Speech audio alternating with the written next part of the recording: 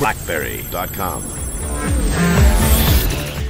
Hey everybody, Kevin here for CrackBerry.com, joined by the ABC of podcasting, that is Adam, Blaze, and Craig. And I really hope our producer Renee there did the video switch. It's funny, we're broadcasting live. We're broadcasting live today. This is show number 2 on the new video podcasting, webcasting, whatever system. 69 plus. Confused. And we're still getting used to it, right? So we're pretty slow. I mean, Craig, it's funny. We have so much podcasting history. If we were to go back and listen to episodes 1 through 5, I bet it would be a little redonkulous. We should do that. We should go back and listen one time. It'd be funny. I wonder, it'd actually be funny to go back and listen to every podcast and figure out, every rumor we got right and wrong. I'd be curious to see what the final score would be. That's true. That's a good idea. Probably not good. Too long, though. Or it might be really good. I don't know. We've had some success over the years. Figure it out. Adam, what's going on? Nothing. We had a pretty wicked snowstorm here over the weekend. It was I think it was only the third time since the Civil War it snowed in October in New Jersey, but it devastated. A lot of people still don't have power for the last 5-6 days. So it was a pretty insane week, but we're good now. So you got snow in New Jersey, and we don't even have any in Halifax. I'm in Canada. Yeah, I'm all ready for Christmas now because we got a ton of snow. So the only good thing was that I got to use my new snowblower, which I subsequently broke an hour into my driveway clearing. But how did that happen? I kind of overheated it a little bit, burned a belt out, and had to do a little tweaking. But everything's good now. Crisis averted. Snow's gone, so we're pretty good. And now you know how to fix the belt on your snowblower. I do. I know how to fix the snowblower for next time. The things you learn. So. Right. Episode 79 we said? 69 plus 10. 69 plus 10. I think that is that is what it is. Quite a few things to talk about today. I mean, let's think back to our last episode, which would have been 69 plus 9. And that was our DevCon, post-DevCon show, right? So Craig, you weren't at DevCon. Did you have a chance to watch our episode or listen to it? Or not? You didn't, did you? Partially. I didn't listen to the whole thing. Bugger. It was interesting, right? We got a lot of interesting criticism on that show from the community. We kept it pretty honest leaving DevCon. Some good things happening, some less than good things happening, coming off of a BlackBerry service outage and then a DevCon that didn't deliver any huge consumer announcements, which is what we all kind of want. And then what was the third bad thing that happened? Oh, PlayBook OS 2.0. We haven't talked about that yet, have we? Negative. Yeah. Chris, why don't you take us into that? Because that's kind of OS big. 2.0? Mm-hmm. Well, I thought we talked about that on the last podcast. Well, no, we didn't have the actual announcement of it being delayed. Oh, yeah. The delay about it being delayed. We know what it's about. Yeah. What happened? Oh, well, basically, Research in Motion, they made the official announcement that it wasn't going to be coming until February of next year, which kind of really sucks because most people are stuck using the developer build right now, which has the Android player in it and everything like that, but BlackBerry Bridge doesn't work. But they rolled out a new version. I totally haven't fully checked it out. But yeah, that's pretty much it. They basically said that they're not going to roll out the full version, which has PIM or BBM or anything like that until after the new year. And when it does arrive, it's not going to have BlackBerry Messenger built into it, which is kind of depressing. So you may get some PIM functionality, but you won't get BlackBerry Messenger. So, I mean, Craig, that goes back to a discussion we had several episodes ago where we talked about the challenges RIMM has now moving into a, multiple device management system, where in the past, the pin was always tied to the device, and that single pin was sort of your representation on the RIMM network. But in a world where you could own multiple BlackBerry devices, a phone and a PlayBook, and heck, maybe a couple phones, how does RIMM manage that? So you're not managing 3 BBM contact lists at once. And, what'll really interest me is how they introduce email and calendar and so on in the enterprise, because the current thinking from RIMM was that they would have a completely separate BlackBerry server handling playbooks. And then the original BlackBerry server would handle the other BlackBerries. And I think that's probably for a number of reasons, one of which is you can't really have two devices tied to one person currently on the current BlackBerry environment. So that's going to be interesting to see how they integrate that finally, because if you can imagine, if you're an IT shop and your users wanted to start getting playbooks, you would have to set up a completely separate BlackBerry infrastructure to support that, which I don't think is, people really want to do that. So that might be an issue. I'd love to see how they address that in February next year. Now, like this remapping, I guess, of let's say pins to BBID.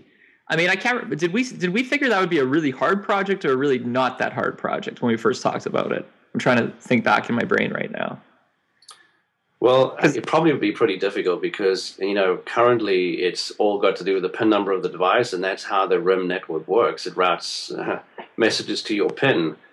So can you imagine rewriting essentially those layers of the network protocol to now handle something much higher up in the stack? Instead of it being a PIN number, it's something more akin to an IP address on a network as opposed to a MAC address on a network. So I think it's going to be pretty difficult.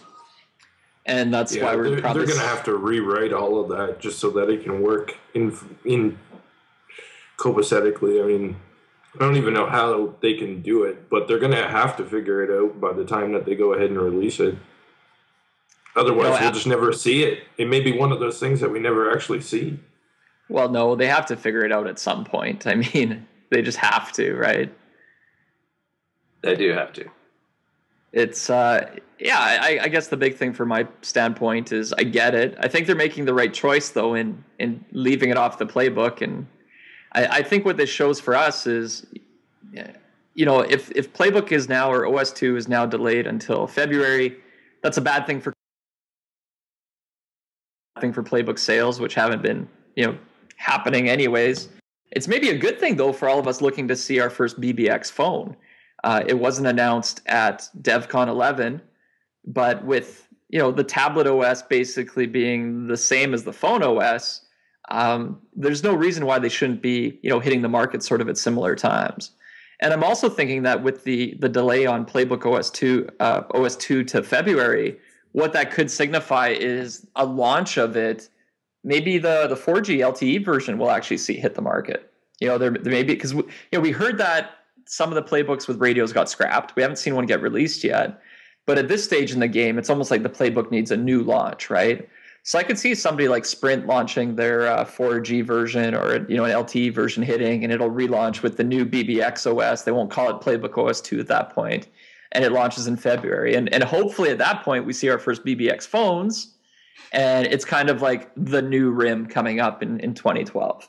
So that's kind of my hope on it. You laughed. Why did you laugh? I like the relaunch idea, but it's the customers that were early adopters that are going to be kind of upset about the whole situation because they're not getting what they expected out of the gates, and everything that they did expect was supposed to be here by now. So, Chris, I'm going to stop you though, because what's the definition of an early adopter? The early adopters are the ones who are supposed to get screwed. That's why you're an early adopter. You're willing to take risks and willing to get screwed. True, spend your money. That at some point in time, that frustration does come out, and that's what we're seeing. A lot of people are getting frustrated with how RIMM is addressing the issue. So, I mean, being an early adopter, I'm all for being an early adopter and understanding the fact that some of this stuff may or may not show up, but it's still frustrating because it just seems like that's constantly the case with RIMM. Like they're always you're seemingly always an early adopter no matter when you adopt RIMM, because they're constantly saying that they're going to do something, but then they go ahead and kind of hide it a little bit and hope that people forget about it. What I'm worried about is that RIMM, throughout this year, RIMM has missed a number of their competition's upgrades to their products. So obviously the iPhone 4S with iOS 5, Android Ice Cream Sandwich got announced this month, which looks pretty awesome. Windows Phone Mango came out. These guys are all, revving their products and adding these features. So I really hope that when we see BBX, it's going to compete with these newer versions that came out this year. Because if you know how long it takes to develop stuff, I'm wondering if they can fit these new features that they now see on these other devices, making sense on the BlackBerry platform a bit before February. What do you guys think? I don't think we're going to see anything before then. And I think RIMM, basically, they need to do something.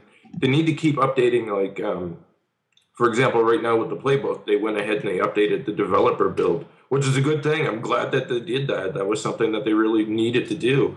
So, they need to keep going ahead and doing that and giving people stuff to actually keep momentum happening. So if they continue to create the developer build and add new stuff to that developer build and roll it out and show some progress, then it'll still keep people interested. But if they don't do that and they just kind of leave people hanging, then people are just continually going to get frustrated with the situation and start looking towards other platforms. Because even now, when I look at the Twitter stream, like the CrackBerry Twitter stream, there's people that are like, "What? Take yesterday, for example, we tweeted out that themes that wouldn't be coming until mid 2012. Yeah, mid 2012. Like, pretty much when we tweeted that out, there was at least 10, 15, 20 people that were like, "Yep, well, forget that nonsense. I'm going to pick up a Droid, or I'm going to pick up an iPhone." Those are the kind of things that people want. They want themes. Like, there's no reason that they can't do themes right now. If they have an internal system to do it, then why can't they offer it to consumers as well, or theme developers, so that they can go ahead and create their own themes? Little things like that are basically just annoying people, and they're leaving. It's interesting. I mean, I've been spending some time reflecting, on the state of everything in the world. I've also been reading the Steve Jobs biography book there in my spare time. But, one of the realizations I've had about BlackBerry today and who are the happy BlackBerry users, because we see lots of happy BlackBerry users in the world, right? And, this week we posted some videos we'll talk about later with, the BlackBerry craziness in Thailand and in Indonesia. And then we look at North America right now, in the U.S. specifically, where it's the opposite, right? It's what you're talking about, Blaze. It's like, that's it. If I can't get this, I'm leaving.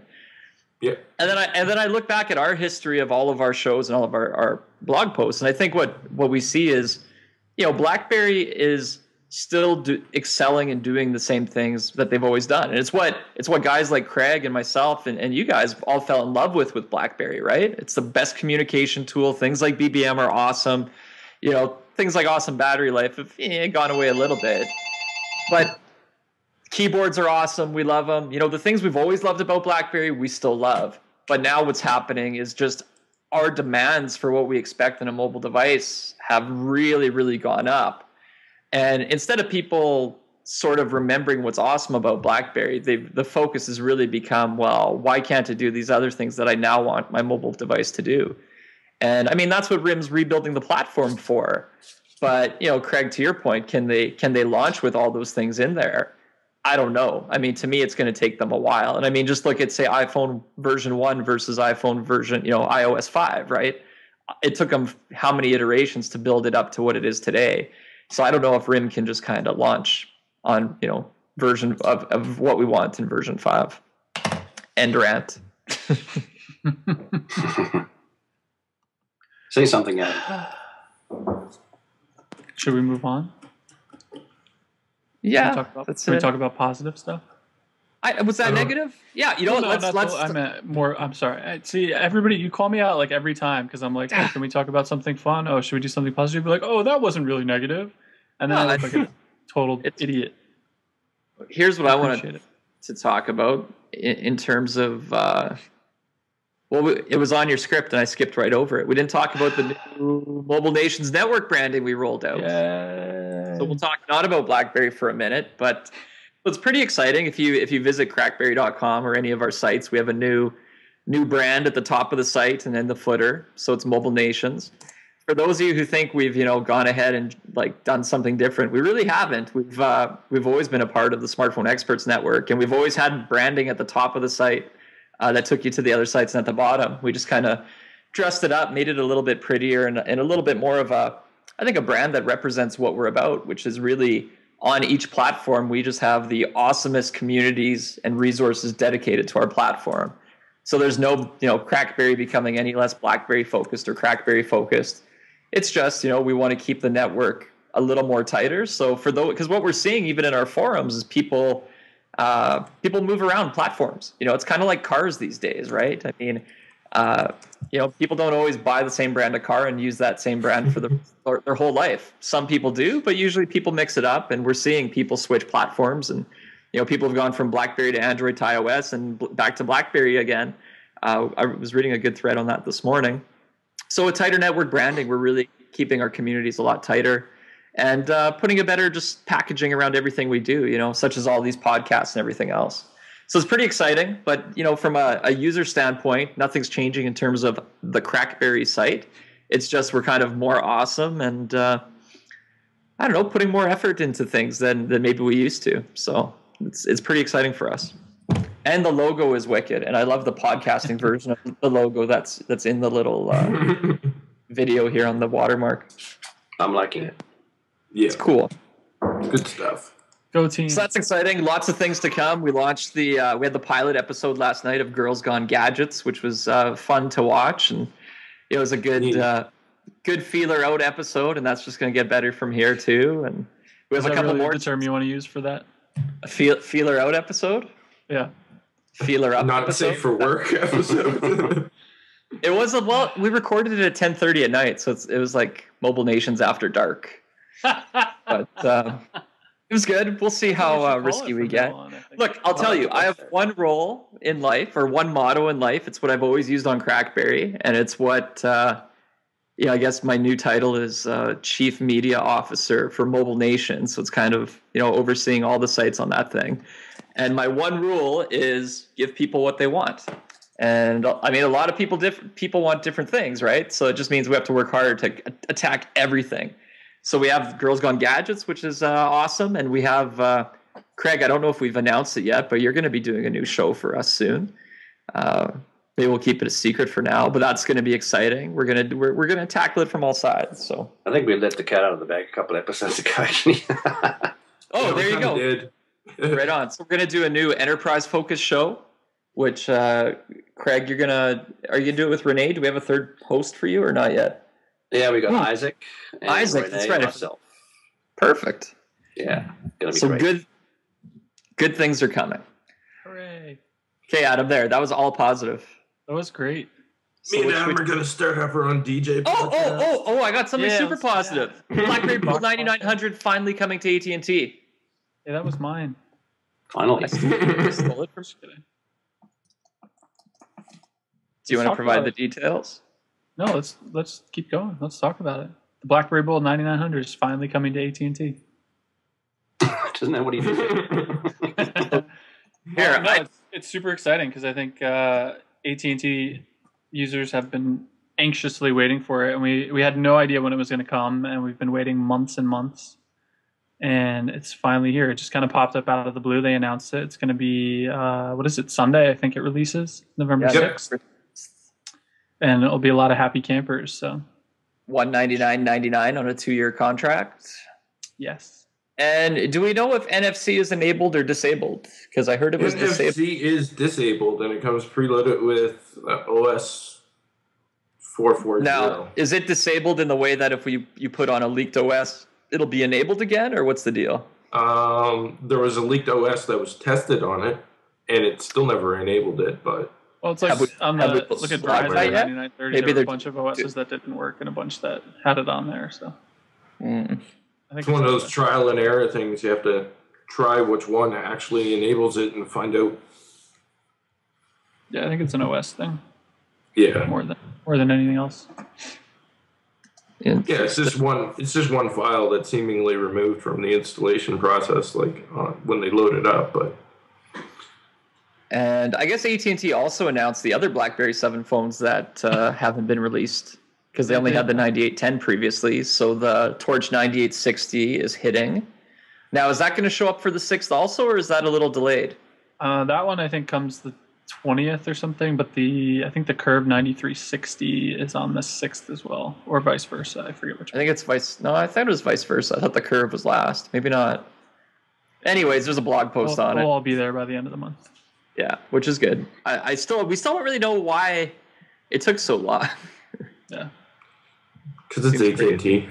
Yes, that's the problem. Pretty much. Because people wanted them. That alone is a good enough excuse, just because it was AT&T.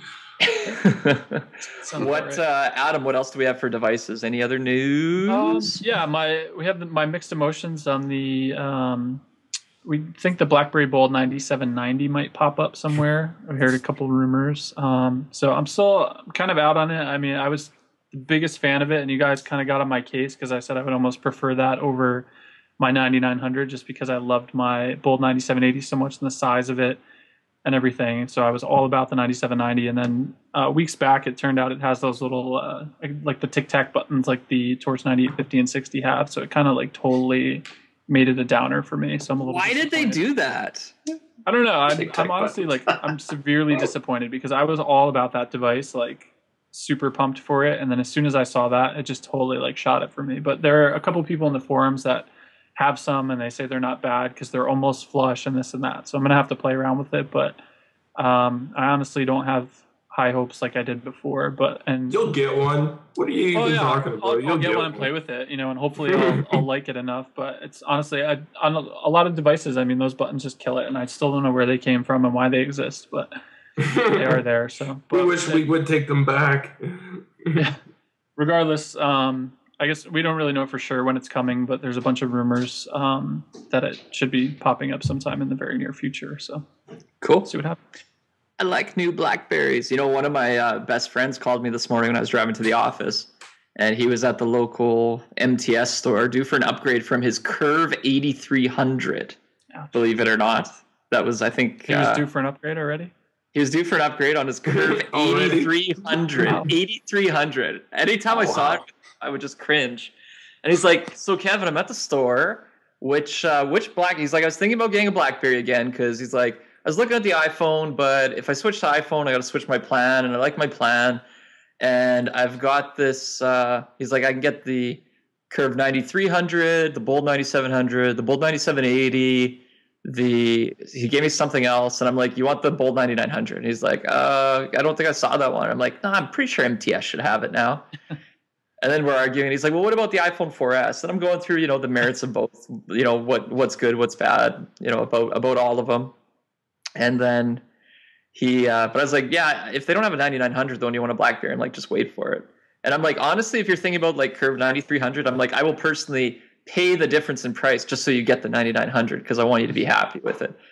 But he called me back right before we started podcasting, and he got the 9900. He's like, man, that's a really nice looking phone. He's like, and he couldn't believe it, right? Because he doesn't follow. He's typical consumer, just average consumer. He knows when he goes into the store, he knows he needs a new phone, right? And if he sees stuff on the news about phones, maybe he'll watch it then.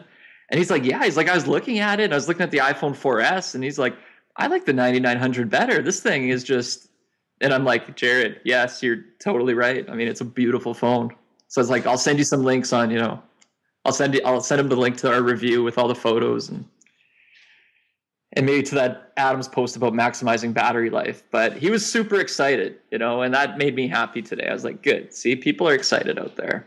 That's what I like. That's what happens when people have 3-year contracts in Canada. They're stuck with BlackBerry Curve 8300s for like 3 years. Yeah, that would happen. I mean, if we go back 3 years ago, that's literally what happened, isn't it? He got an 8300 and used it to the bitter end. God bless him for that. Yeah. I still like the 8300. The 8300 was a badass device, and it was tough. No. See, though, he would have had an 8330, but crazy. So, and speaking of new Blackberries, the one I really want to buy next is actually the Porsche. What is it? The P9981. Yeah, P9981. Yeah, I want. This is one I'd like to go to the comments on. Mobile Nation's listeners, who likes the look of the new Porsche P9981 smartphone? Anybody? Just call it the Porsche Bold. So Is it actually like Porsche is in the cars, or is it like Porsche is in the design studio? Because I wasn't paying that close attention. It's Ferdinando for Porsche. Oh, okay. So then, what's the exclusivity behind it? Like, how do you buy one? They have like Porsche design stores, kind of. Yeah. So it has nothing to do with the car at all. Kind of thing. Sorry. It has nothing to do with the car at all, then. I don't believe so. Really? Well, there's relations to the car. Oh yeah, it's like the same kind of thing. But the same dude or Ferdinand Porsche designed the Porsche cars, so right. Well, so like, I buy one. I don't understand how I buy one right now. You have to go to one of the stores. They have like Porsche retail stores. Well, can you try to buy me one later today, Adam? Like, is it for sale yet, or is it I'm not available? saying I have a Porsche store. No, but I mean, one down. Like, while we're talking, can I go buy one online or not? No, I don't think you can buy one online. It's not even a limited edition. It's reserved, whatever that means. Yeah. And it's $2,000. Go to Porsche-design.com and it's like their main website, and I'm sure you can find something from there. So I would describe it as like an old school calculator that's been modernized and realized. I feel like if I pick it up and type on it, I'm gonna like slice my thumb off. Because you know what I mean? Like, it just looks like it's like sharp, and I feel like I'm gonna be afraid to like hold it for fear of losing a digit. I kind of like it because it looks like a transformer. Transformer, yeah. Craig, thoughts? Would be awesome. You know, funnily enough, it appeals to me a little bit, just because it looks so different from a regular BlackBerry. That's all. It's not. I'd probably not buy one. You don't want the special 2 AA pin? Yeah, but so that's just lucky, right? It's like get the. Well, it's a reserve how many pin. people are gonna like notice? Nobody else will actually have those pins starting with 2 AA. Like they're gonna care after like a month. So basically, this was made for rich oil sheiks, is the bottom line, right? They launched it in Dubai. Pretty much. It's for people. Yeah. It's made for rich oil sheiks and Kevin from CrackBerry. That's exactly. You know what I would do right now if I had $10 billion in the bank? Buy RIMM? I'd buy RIMM. Yeah, I still think you should try and get one, though, Kevin. Buy RIMM? Like, get RIMM or get a Porsche phone? Get a Porsche phone. Yeah, no, easier to get RIMM. I'm going to. It might be easier to buy RIMM right now than it would be to get that. I don't know. It's no. We haven't talked about the stock price yet, but now might be a good time. So weird week, right? They said we hit a 7-year low on share price. Yeah. So it's down to $18 per share. All-time low basically is what it is. When they say 7-year low, it's an all-time low because 7 years ago RIMM was pretty low. They were nothing. Yeah, they were still. And I think the freaky thing is, if I understand it right, and there's a great article on CrackBerry right now that we had Chris Umiastowski write. You know, the thing is, at that price, they're basically trading, or the value of the company is around or slightly less than the book value of the company. In other words, if you were to just take all of RIMM's assets that they carry on the balance sheet and their cash and assign a value to patents at what they're worth, or presumed to be worth, that value is actually about the same as the share price, which means Wall Street typically values a company based on their future also, right? How much they're growing, their future sales and earnings, all discounted back. So basically, Wall Street is saying they have no faith in RIMM going forward, which is pretty depressing. Because I don't think that's the case, especially when you see RIMM's numbers. They're still selling, they're still growing. Granted, not as quick as the industry in that, but there's still a big base of users there. And there's still a lot of momentum in markets, in emerging markets especially. So it seems a little bit overly trashed, the stock right now. Craig, any thoughts on that? I don't know if it's overly trashed. I mean, you can't blame them for not seeing a future in RIMM. You really can't. I mean, they're not delivering this year very well, the whole year essentially, and they've delayed a lot of their products. So I think, to be fair, we should probably compare it to other companies before we really see if they're going overboard. See what happened with Palm, for example. Was it the same? But Palm quit selling phones altogether, right? And I guess maybe the next quarter will be the most telling. Like, if we don't see good unit volume sales on the next earnings report, then I think, all right, it makes sense. Because then they're saying like sales have stopped, and then you're in trouble. But the last quarter, they're still selling, like I said, they're selling 10 times the amount of phones per quarter than they did when we launched this site in, 07, and we were happier than pigs in shit over the amount of BlackBerries being sold then. So it's really weird to get so bent out of shape on it now when they're doing way better than they did when we started the site, yet they're worth less than they did then. Like, how's that make sense? I don't get it. Yeah, but aren't they doing worse than the same quarter last year? Isn't that the whole point? That's probably what it really is. I mean, sure, they're doing better than when we first started, but they're probably doing worse than the quarter last year. And I thought they were still doing record sales. Where are all these BlackBerries being sold mostly? Outside the US or inside the US? I mean, I think the US is the biggest marketplace, right? If the BlackBerry sales are plummeting in the US, but they're still going pretty well elsewhere, maybe that's another factor. Yeah, I mean, that's the thing. The US, I think Wall Street looks at the US as a leading indicator of the rest of the world, right? But I don't know how big that buffer is. So, I mean, let's say today, RIMM's not doing well in the US. It could take 2 years before that catches up with RIMM around the rest of the world, because they're still selling like crazy in these emerging markets. So the question is within a 2-year frame, can RIMM come back in the U.S. market? And I think the U.S. market's pretty resilient. I mean, look at a company like Motorola that was on the brink of disaster, and then the Droid on the Android platform saved them, right? And brought them back look up. At them now. Yeah, where are they now? They almost closed again. Was split up and basically pieced off to Google. Right. Oh yeah, they got acquired. Well, now they're in a great position. now they're more integrated, even if. So are you suggesting somebody should buy RIMM? No, because RIMM is integrated. RIMM owns the software and the hardware. Motorola didn't own their software, so now they're in a more integrated thing. They're much more safe going forward than anybody else who builds for Android. You should really read the Steve Jobs book, Blaze. I still think that and I'm like a stuck record with this, but I remember way back that the BlackBerry Connect product was such an awesome product. And I really thought that this is the product that was really going to, make RIMM really famous. Having the BlackBerry experience on other phones. And they just killed the product off.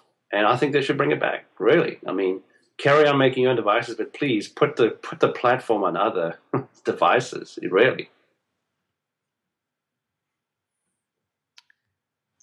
It's interesting. We asked that question at BlackBerry DevCon about the BBM on other platform rumors, and it pretty much got squashed. I mean, I wouldn't say squashed because you never really know, but it definitely felt like the guys who gave us the answers, at least if it was happening, they didn't know about it. So. I'll tell you a reason why I think they should do it, and now especially, is many years ago when RIMM first started, there was a company called Good Technology, and I think they made MP3 players or something, I forget. But anyway, when the BlackBerry environment came out with the RIMM knock and everything, Good said, hey, we can do the same thing. And they started making devices called the G100. If you Google it, Good G100. And then they quickly switched to doing a system where they just put their clients on every other phone.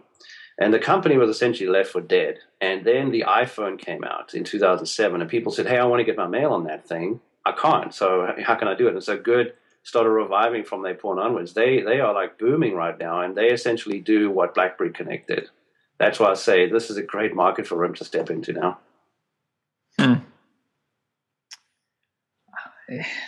Big decisions, right?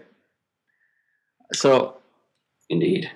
And you don't really know until it's too late. I mean, we've talked about this before, right?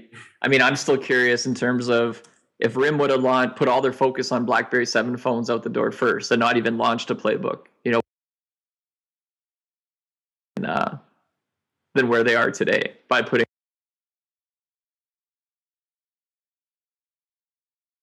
I'd love if they did that. Well, sales, they would have kept probably more momentum up, right? But maybe not. It's hard to say. I mean, you don't really know. It's in retrospect. What else is going on, Adam? Anything else we want to touch on today? Wind her down the next few minutes. I like keeping our podcast under an hour now. It seems so much more like... It's so unlike us. Right? So unlike us, but so listenable.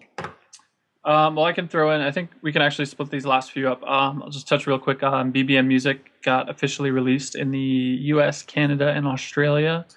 So it floated around in the beta zone for quite a while. I think we all played around with it. We kind of had mixed feelings. I think I I was the first one to kind of write it off because I wasn't a big fan of it. And Kevin, I think you stuck it out the longest. I don't know if you still use it or not, but well, you know what? I was using it until I bricked my BlackBerry Bold 9900, and then I haven't reloaded it yet. That's a good segue. We can get into that momentarily.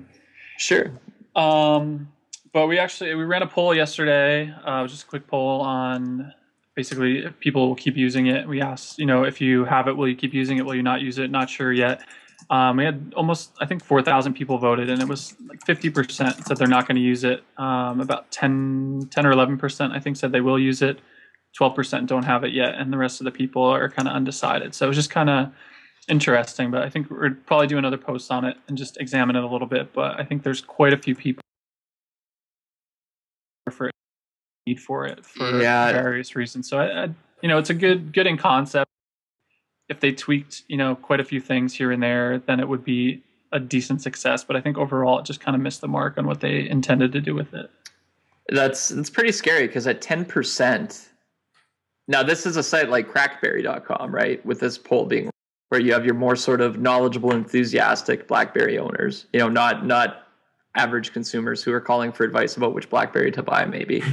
Mm-hmm. If only 10% are finding the need in it, that's either really scary, because I don't think that's enough to build a successful service, although it is very early in the game, obviously. Or, maybe it's actually okay, because if you think about it, those enthusiastic people are the ones who also, like if you're up in the hizzy and you know all this stuff, you also know about all the other streaming services available. Up in the hizzy? Right? Up in the hizzy, you know what's going on. You're going to know all the alternatives, right? But if you're an average Joe consumer, like let's say my buddy who called me and bought a 9900 earlier, if he just buys that phone and BBM music's loaded, and he doesn't know what, if I said to him Slacker, he'd be like, what? I'm not a slacker. I work hard at my job. That's the thing. Slacker, I'm pretty sure Slacker, at least here in the US, Slacker's on every device that I've gotten, for the last 2 years. And people know, even if they're not BlackBerry users, they know Pandora, they know Slacker. Right. But they don't know BBM music. So if someone, if the Slacker icon's on my phone and I'm just a consumer, I'm going to go for that because I've heard of it. I may use it on my computer at work. Yeah, it's familiar. Whatnot, Same with Pandora. Like I know Pandora because I've heard of it. A lot of even, I think newer cars have it in there, and stuff like that. But BBM music, you can't, I can't throw it on my computer and use it. I can't, have it on my iPod Touch or whatever and use it. But all the other, services are all on multiple platforms and, they're available anywhere for the most part. So I kind of have to disagree. I like how Blaze, I'm watching the video right now, and Blaze is just always laughing. It's because everybody in the chat room is saying to him, Blaze, have a smoke. Or telling me that I'm blazed. Or you're blazed. It's like, this is why we love Chris, okay? Blaze has got a... what would we do without him? You want to tell us what happened to your BlackBerry twice? So I actually sent an email. I actually sent an email to RIMM this week, a little freaked out, and I said, I don't know what's happening, but I'm seriously concerned something is really wrong, because I know about 9 people who in the last 10 days, their Bold 9900s have mysteriously bricked on them. Mm-hmm. And it happened to me first when I went to DevCon. I was flying from Winnipeg to San Francisco, touching down in Minneapolis. I turned my phone on when I land. I already turned the radio connection on when I land in Minneapolis. And from there, it takes about 5 minutes. Like I had a BBM come through right away. And then 5 minutes later, no emails were coming in. And I'm like, well, that's weird because I know I'm going to have 30 emails waiting for me. So I do the old Control-Alt-Delete soft reboot on the phone. And that was it. It bricked, right? I got the JVM error 517, which is, I think, for a corrupt file system, which usually means it wasn't necessarily right then when I landed the phone bricked. It's more like something had happened in the last week or two, probably. I don't think I've done a battery pull in a little while. And, something was already corrupted, which just got perpetuated out once I did the battery pull. So it bricked on me, which really pissed me off because then, I'm looking to borrow a PC to do an OS reload in the hotel, and I was traveling without a phone, which is when I really, really need a phone to travel with. So I wasn't a happy camper, but good to go, get home, been using the phone. And then on this past Saturday or Sunday, it's 11:45 a.m. I'm working on my laptop, sitting on the couch, watching some TV, phone's there. I go pick up my phone to check my email. I tap on the email icon and I get an uncaught exception. So then I just kind of back out and I'm on the home screen of the phone and it won't let me open my email inbox. It keeps giving me uncaught exception. So I'm like, okay, so I pull the battery out or I do a Control-Alt-Delete again and it bricks again. And I'm like, what's going on here? And this time I'm trying to reload the OS the way I always reload an OS, right? I don't even think. I just like click, done. And for whatever reason, something's changed between my desktop manager and this phone and I can't actually reload the OS on it still. I've been trying like everything and I'm like, what the hell's going on? So I've switched to the Curve 9360 here to try it. But in the meantime, when I was in DevCon, Xiao, who was there too, sharing a room with us. So after my phone bricks, his 9900 all of a sudden is kind of bricked, where it restarted on its own. It boots up halfway and then it keeps restarting, but it wasn't giving him the same error. It does this like a dozen times, and I say, well, pull the battery out and try taking the SIM card out. So he does that, and then with the SIM card pulled out, his phone restarts. Then I get Yester the other day messages me on Skype. His 9900 just bricked. Another friend of mine, their 9900 bricks. I look in the forums, the 9900 bricks. I'm getting so confused. I'm like, why are these 9900s bricking? Doesn't make any sense. The same day that yours bricked. Yours bricked. Yeah, you were the other person. Yeah. I'm like, what the hell's going on?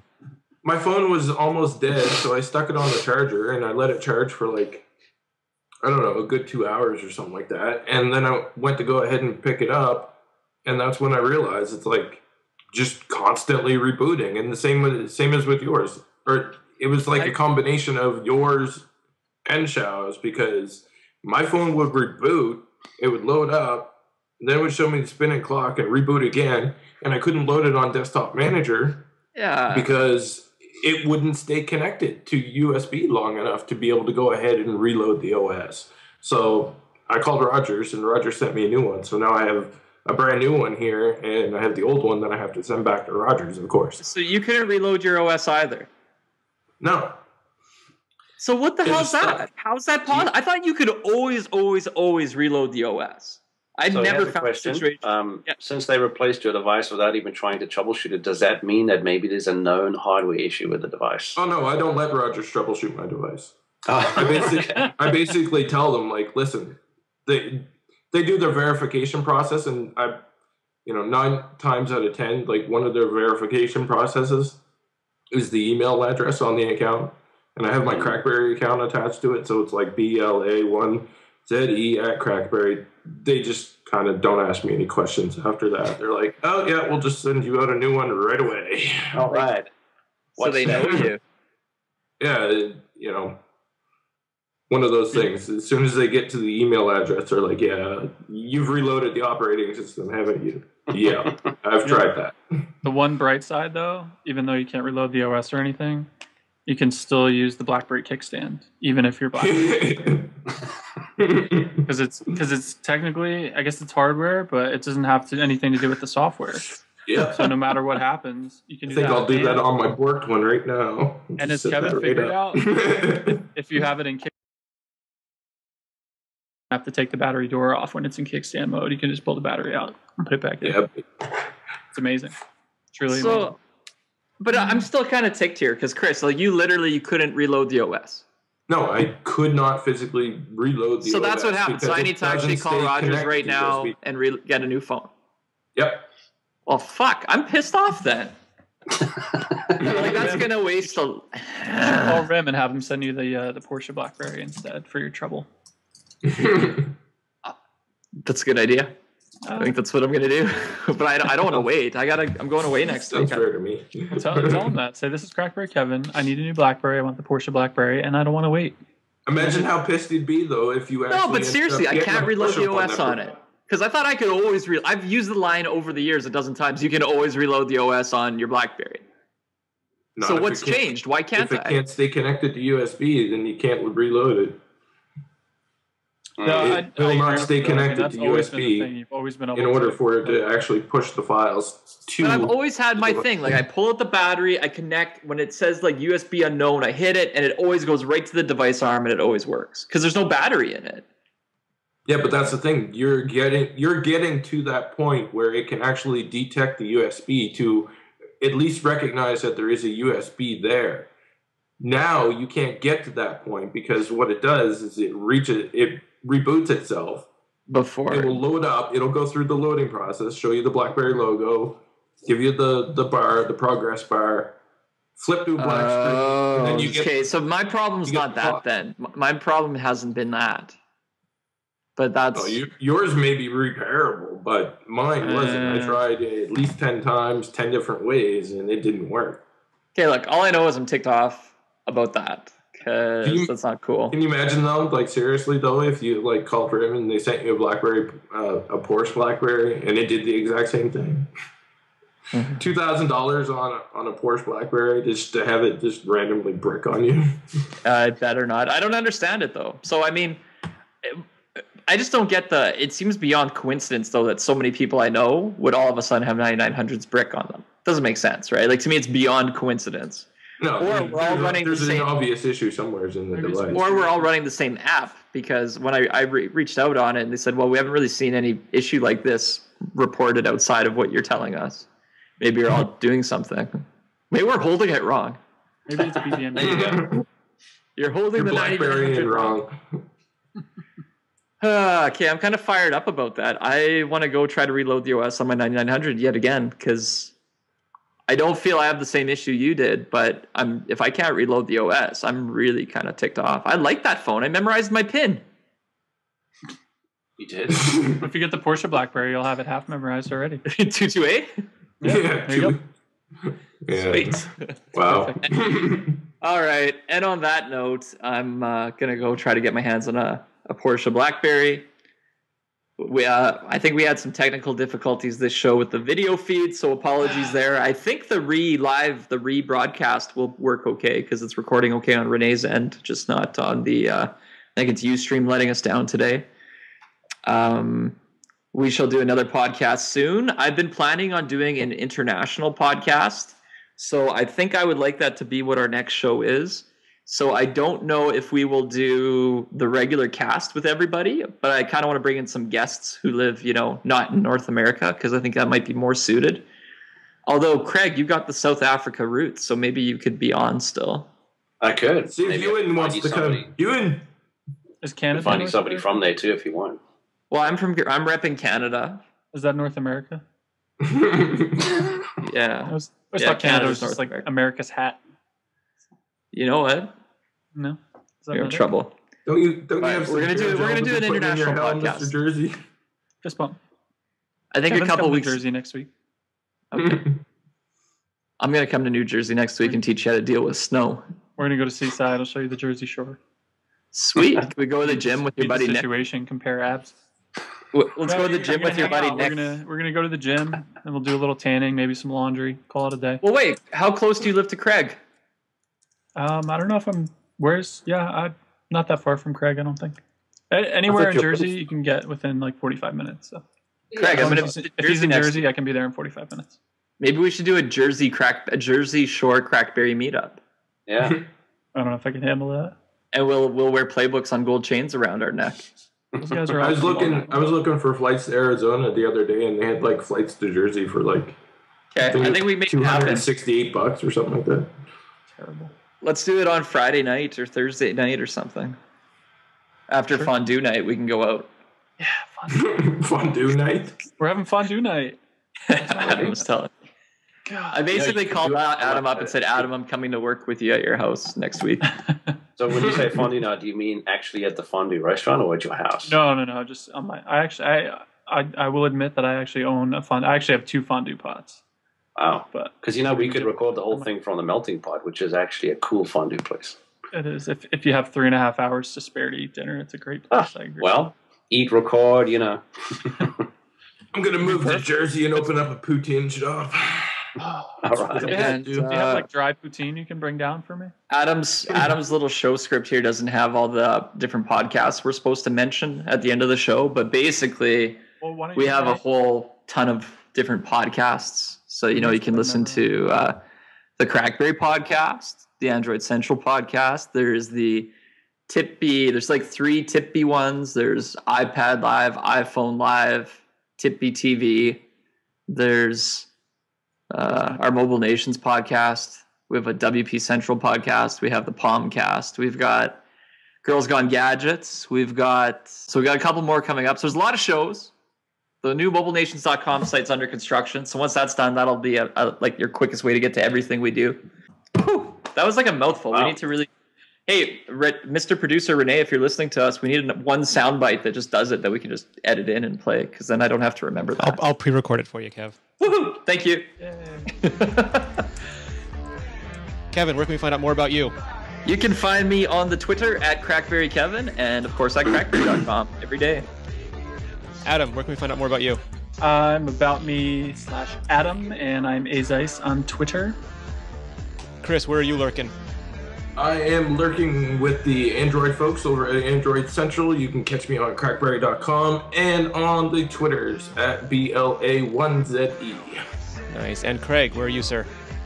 About.me/iBanyan or on Twitter and at iBanyan. Kevin, take us out. That's it. Kevin out. What?